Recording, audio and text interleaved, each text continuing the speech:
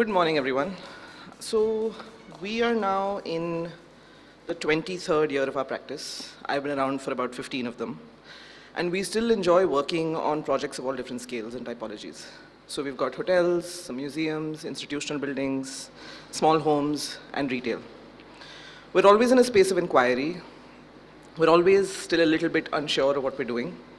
But we're always excited and full of gratitude, because every project pushes us to try something new and learn something new. So in our nature of practice, we're always chiseling away at this one thing, waiting for the final result to emerge. And sometimes we don't notice until much later how it's shifting paradigms.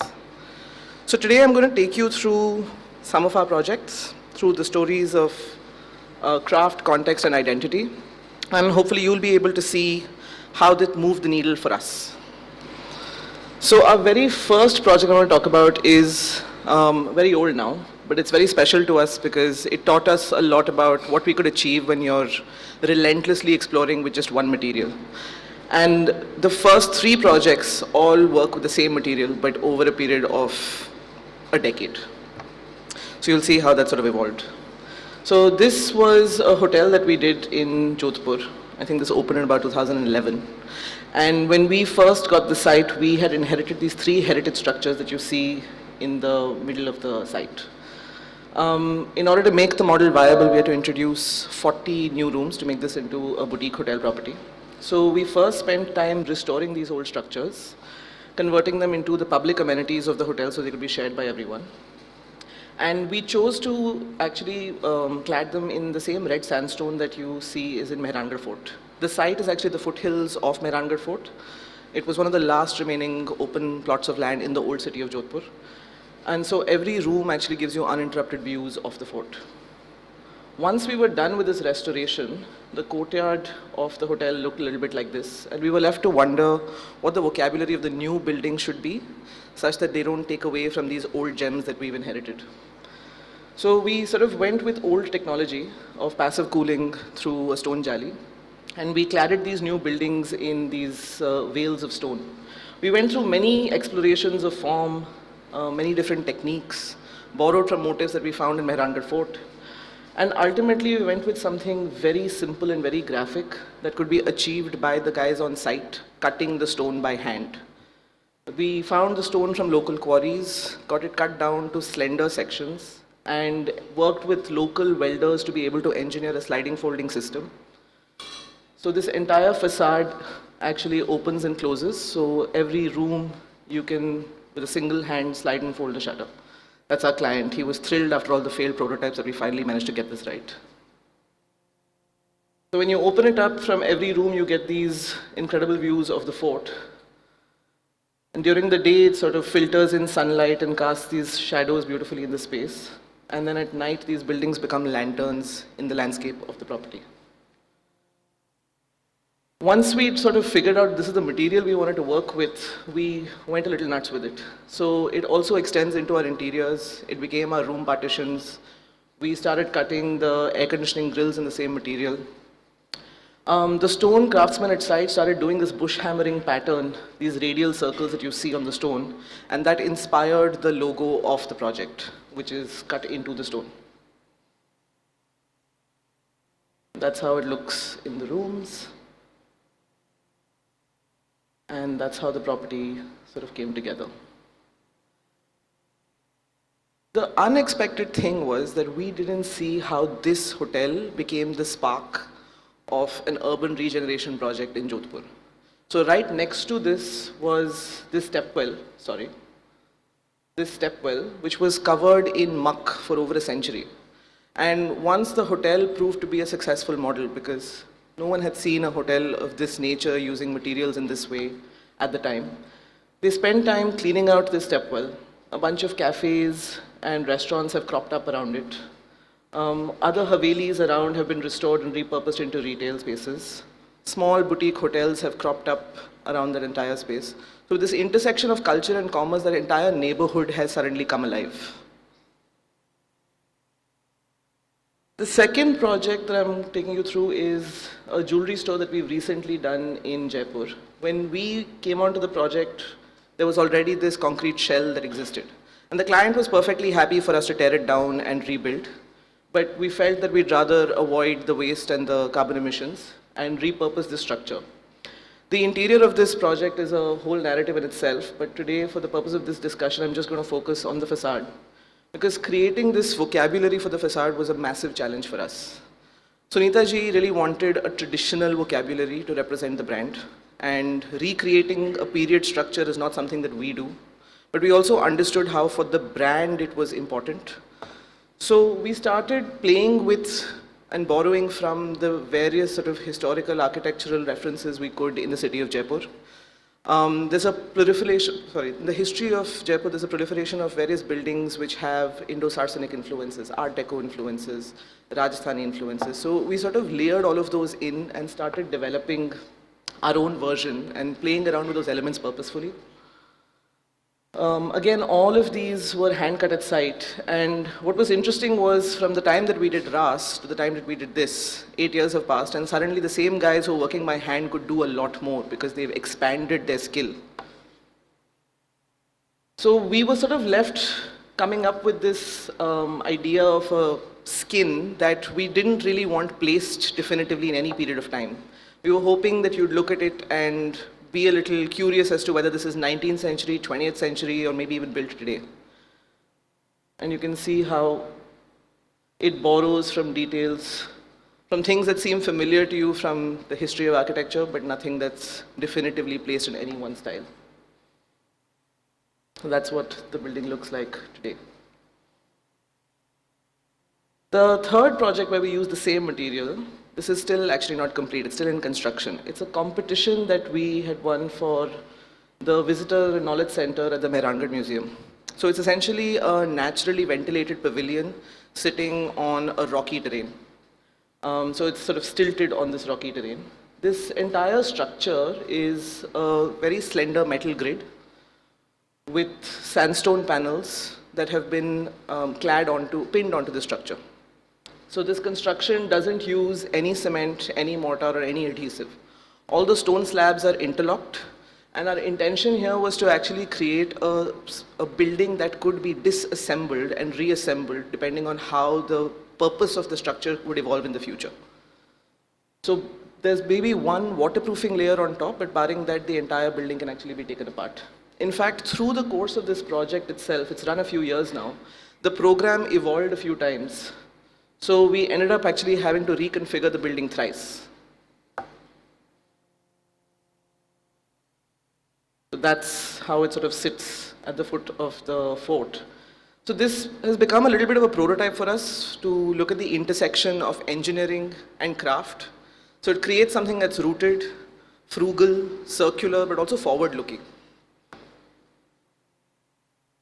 Okay. So now shifting to a slightly different typology. We don't often do work with any government, mostly because we feel philosophically it doesn't align with what we're trying to do. Our first opportunity was actually with the government of Odisha. This is the headquarters of the Ministry of Agriculture for the government of Odisha. It's a project called Krushi Bhavan.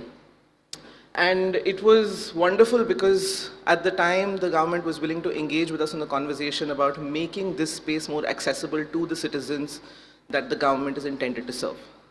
So the entire ground plane has been left as a stilted space. It's used for workshops because the Ministry of Agriculture, they bring in farmers from different parts of the state and do upskilling workshops in the plaza. There's also a seed bank on the ground floor. At the upper level, all of the indoor spaces are air conditioned, and only the facade, only the corridors have been left non-conditioned. And in order to skin the entire building, we developed this this brick screen, which uses 4 different colors of brick that essentially represent the different colors of soil you'd find in Odisha. And the pattern, of course, borrows from ikat, which is textile native to the state. So this has become a bit of a landmark now in Bhubaneswar because no government building of this nature existed before this. And more recently, we had the opportunity of actually making the party headquarters for Biju Janata Dal. often the posture of a political party's headquarters is one of power and persuasion. So here it was again an opportunity for us to be able to shift the lens on that. They'd first come to us to say they wanted to do a 5-story structure. We actually convinced them that let's be closer to the ground plane, so it's only a 3-story structure. The facade itself is a combination of terracotta and laterite. We worked with Siddharth Das's studio to develop the artwork that you see on the facade. And it borrows from various textile motifs, ikat, sambalpuri, architectural details from the Konark and Puri temple, and mashes them together into a very contemporary expression, all of which has again been hand carved. So the party in its primary headquarters is being able to hero craft, represent something that is intrinsic to the communities that it is hoping to serve. But at the same time, it's taken a very contemporary lens on it and is much more forward-looking. The same material extends then into the ground floor, and the upper ground floor has been left as a podium space, something that they use for assemblies, campaigning, and for gatherings. And they also have a cafeteria at this level, which is open on the weekends, so people can actually come in and eat. So yeah, that's what it looks like. Okay. I have run out of time, because of which I'm going to terminate the presentation here. But are you sure? Okay, so very quickly, I'm going to take you just through 3 retail projects that we've done, because I wanted to also talk about how the shifts in scale. So this is a retail store that we've done for Ikaya, which is a Banarsi textile brand in Ahmedabad. And when they'd come to us, this is after 8 years of us having worked with them, they've gone from being known as just a sari brand to now actually being known as a fashion brand in India. And what's important to observe is how brands in India and retail India is also shifting in this direction, where there's so much pride in our own textile and our own heritage of weaving. So she really wanted the central space of this area to be a concept store. So since weaving is still the key part of their narrative, we created this almost as a 3-dimensional weave that you are walking through. We work with brass pipes of various diameters, which work as the warp, and then our display system, our lighting system, and this gold tissue fabric works as the weft and becomes a bit of a backdrop. Right. The same materiality worked for a different brand here in Bangalore. Again, we've been working with them for a few years, and here they wanted to again move forward in terms of how they're perceived, shift a little bit into a premium category, and this was their first entry point in a city like Bangalore. This particular brand, the House of Raisins, is known for its various different weaves and motifs. So we borrowed from all of that to create this one primary installation. It's brass mesh, which has been hand embroidered, and it becomes both the backdrop and the ceiling running across this entire space.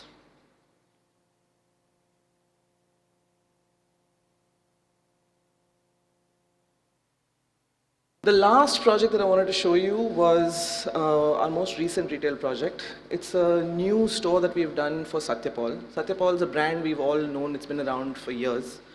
And it sort of went through a reboot under the leadership and the creative vision of Rajesh Pratap.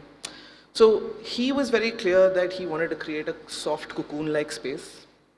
We understood that because the brand has a legacy of such vibrant prints, that it really needed a very quiet, monolithic shell to be able to hero those textiles. But at the same time, it's an Indian brand, so we didn't want the notion of the monolith to be white or black or gray.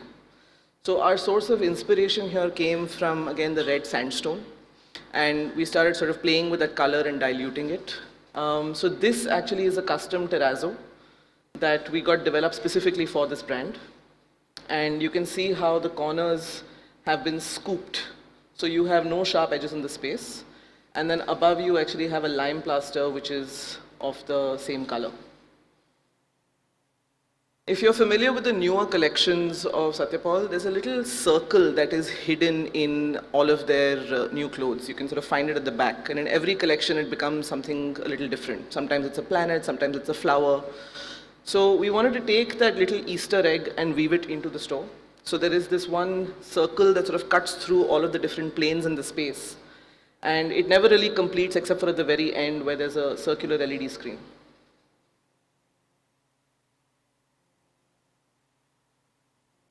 Even the furniture sort of takes on the same materiality. So yeah, that's everything.